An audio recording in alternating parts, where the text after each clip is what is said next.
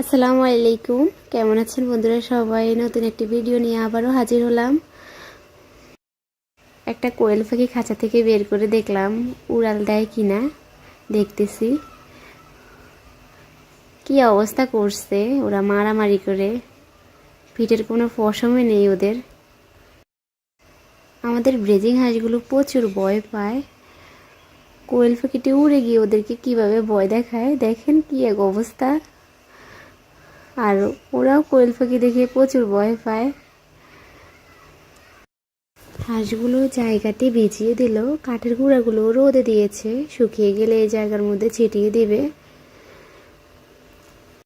এই হাঁসগুলো, কোয়েল পাখিগুলো, ছোট্ট খামারটি আমার মায়ের অনেক শখের জিনিস।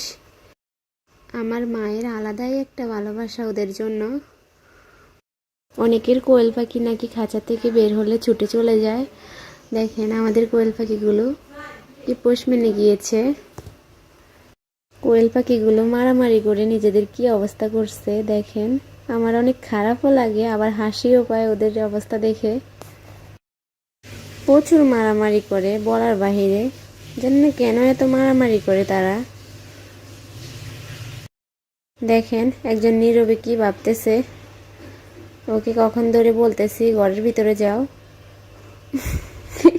চলে গেল। আর আম্মুর খামারের ভিতরে গিয়ে দেখলাম মুরগিগুলো কিভাবে বের হয়ে গেল। জানি না ওরা কিভাবে বের হয়ে গেল, খাঁচার দরজা তো বদ্ধই। এগুলো আমাদের দেশি মুরগি, ওদের বয়স 4-5 মাস হবে। কিভাবে বের হয়ে গেল খাঁচা থেকে, উপরে তালা থাকে ওরা। এই যে ওই যে দেখেন এই জায়গা দিয়ে বের হয়ে গেল। ঘুম থেকে উঠলে প্রচুর মন খারাপ থাকে, মুড 100তে 100 গরম থাকে। এই যে এই জিনিস খাইতেছে, আস্তে আস্তে তাল আসবে।